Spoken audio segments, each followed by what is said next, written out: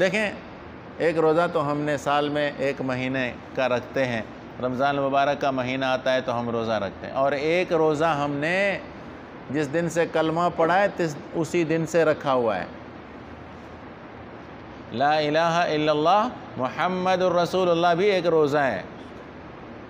ला इलाहा इल्लल्लाह, इस रोज़े का, रमज़ान के रोज़े का मतलब क्या है? खाऊंगा नहीं, पीऊँगा नहीं, शहवत पूरी नहीं करूँगा, है ना।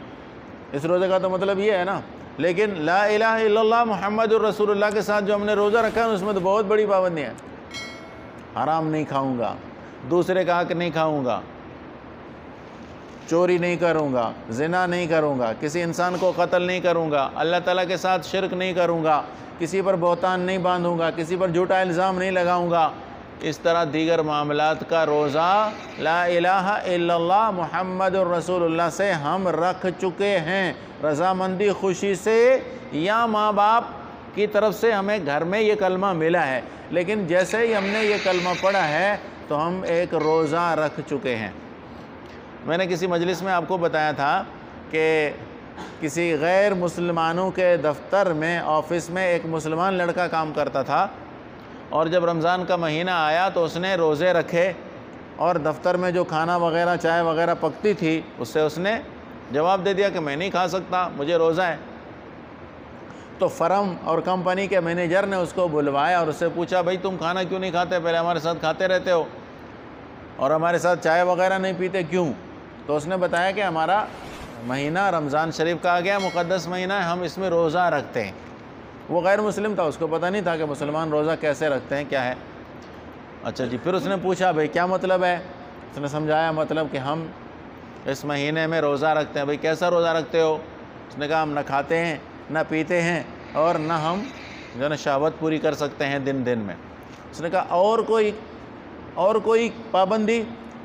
उस गैर मुस्लिम ने कहा। तो मुसलमान लड़के ने कहा कि हाँ, कुछ और भी पाबंदियां हैं कि हमने झूठ नहीं बोलना, हमने ज़िना नहीं करना, हमने गीबत नहीं करनी, वगैरह वगैरह, रोज़े की जो पाबंदियां वो बताई। तो वो गैर मुस्लिम जो था ना, फर्म का मैनेजर, वो बड़ा हैरान हुआ। उसने कहा कि यार फिर तो तुम्हारा मज़हब बिल्कुल आसान है कि एक महीने की पाबंदी है। एक महीने की पाबंदी है ना, कि खाना नहीं है, पीना नहीं है, चलो हराम नहीं खाना है, चलो ज़िना नहीं करना है, चलो झूठ नहीं। एक महीने की पाबंदी तो आसान है। हमारे यहाँ तो 12 महीने, साल 12 के 12 महीने और साल के 365 दिन, इन तमाम चीज़ों की पाबंदी है। हम ना आराम खा सकते हैं, न किसी दूसरे का हक खा सकते हैं, ना हम झूठ बोल सकते हैं, ना हम किसी को कत्ल कर सकते हैं। सारी पाबंदियाँ हमारे यहाँ तो पूरे साल हैं। आपका तो मज़हब आसान है कि आपका एक महीने की पाबंदी है। तो हमने भी रोज़े का यही मतलब समझा हुआ है जो उस लड़के ने उसको समझाया था कि जी एक महीने की पाबंदी। हालांकि कलमे की पाबंदी मेरे भाई एक महीने की नहीं है, कलमे की पाबंदी पूरी ज़िंदगी की है, और ये पूरी ज़िंदगी का रोज़ा है। ये वाला जो रोज़ा है रमज़ान का, ये तो छोटी रोज़ी है, ये छोटी रोज़ी है, छोटी रोज़ी जो सिर्फ दिन दिन में बताती है कि नहीं खाना। इस्लाम का रोज़ा ये कहता है कि हराम तूने ज़िंदगी भर नहीं खाना, दूसरे का हक ज़िंदगी भर नहीं खाना, चोरी ज़िंदगी भर नहीं करनी, झूठ ज़िंदगी भर नहीं बोलना, गीबत ज़िंदगी भर नहीं करनी, बहनों का हक ज़िंदगी भर नहीं खाना, किसी दूसरे की नाजायज़ चीज़ पर कब्ज़ा पूरी ज़िंदगी नहीं करना है। असल रोज़ा तो ये है जिसे हम भूल कर खामोशी के साथ, सुकून के साथ ज़िंदगी गुजारेंगे। हमने रोज़े रख लिए रमज़ान के बस। और ये रोज़ा मेरे भाई कब खुलेगा? ला इलाहा इल्लल्लाह मुहम्मदुर रसूलुल्लाह का रोज़ा कब खुलेगा? मैं इससे पहले एक दो बातें और बताकर फिर इस तरफ आता हूँ। देखिए, ला इलाहा इल्लल्लाह मुहम्मदुर रसूलुल्लाह का रोज़ा सबसे पहले दावत देता है हमें वहदानियत रब ताला की। अल्लाह ताला वहदहू ला शरीक लहू, इबादत के लायक उसके सिवा कोई नहीं, किसी की इबादत नहीं करेंगे अल्लाह के सिवा। ला इलाहा का माना क्या है? कि खुदा मानना। खुदा तो एक मानते हैं सब। दुनिया में कोई आदमी ऐसा नहीं जो कहता हो 2 खुदाएं, 3 खुदाएं, 4 खुदाएं। खुदा तो सब एक मानते हैं। ला इलाहा का माना ये थोड़ी है कि खुदा एक है। ला इलाहा का माना माबूद एक है। ला इलाहा का माना इबादत एक ज़ात की होगी, किसी की इबादत नहीं करूँगा, न पेशानी झुकाऊँगा, न ज़बान से उसकी तस्बीह पढ़ूँगा, ना अपने माल में से उसके नाम पर कुछ दूंगा अल्लाह के सिवा। अगर मेरी पेशानी झुकनी है तो अल्लाह के दरबार में, अगर मेरी न्याज़मंदियाँ दिल की हैं तो अल्लाह तबारक व तआला के लिए, अगर मेरी माली न्याज़मंदियाँ हैं, मैं माल देना चाहता हूँ तो वो भी अल्लाह के नाम पर ही दे दूँगा, किसी और के नाम पर नहीं दूँगा।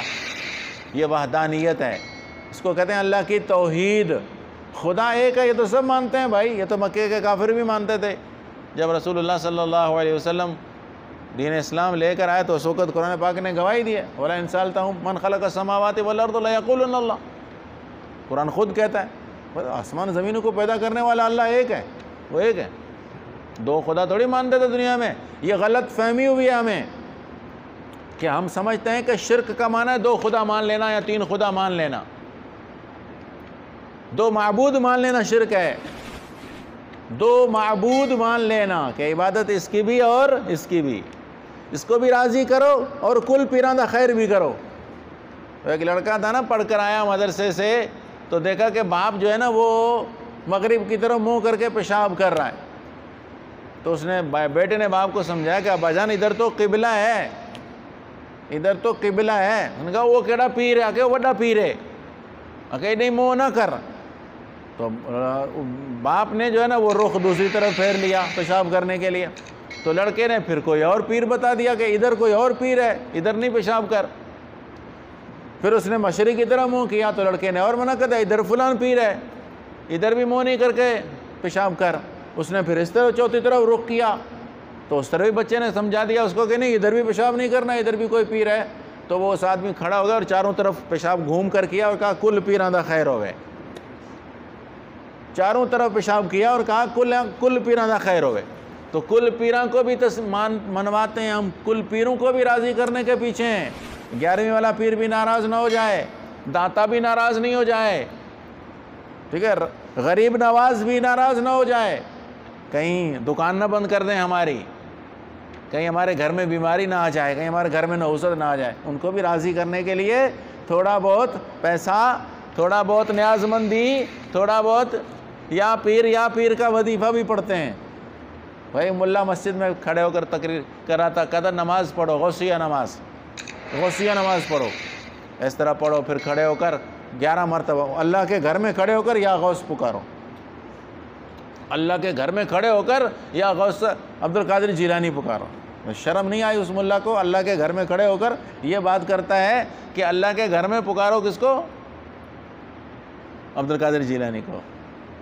वो एक आदमी हज को गया, हज को उसको पता लगा, अच्छा हज में वहाँ हो गया बीमार, हज में बीमार हो गया।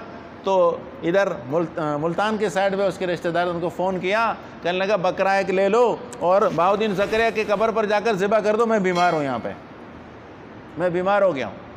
वो अल्लाह के घर में पहुँचा हुआ है, वहाँ अल्लाह से नहीं मांगता, इधर वारिसों को फ़ोन करता है कि बकरा ले जाओ और बहाउद्दीन ज़करिया के मज़ार पर ज़िबा कर दो ताकि मैं ठीक हो जाऊँ।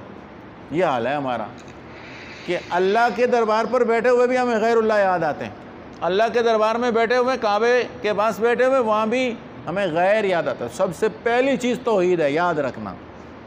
तौबा का सबसे बड़ा दर्जा शिर्क से तौबा करना है। इंसान जब तक शिर्क से तौबा नहीं करेगा उसका कोई अमल काबिल कबूल नहीं है, याद रखना, कोई अमल काबिल कबूल नहीं है। हज़ारों नमाज़ें पढ़ो, हज़ारों हज कर लो, हज़ारों सदक़ात दे दो, हज़ारों मस्जिदें बनवा लो, 1000 रातें खड़े होकर तहज्जुद पढ़ो, लेकिन अगर शिर्क है, अल्लाह के अलावा किसी और को माबूद समझते हो, किसी और की ताज़ीम करते हो, यार थोड़ा बहुत इसको भी राज़ी कर लूँ ताकि मेरी आखिरत बन जाए, तो ये बहुत बड़ा शिर्क है और ये माफ़ कभी नहीं होगा बग़ैर सबसे पहली तौबा शिर्क से।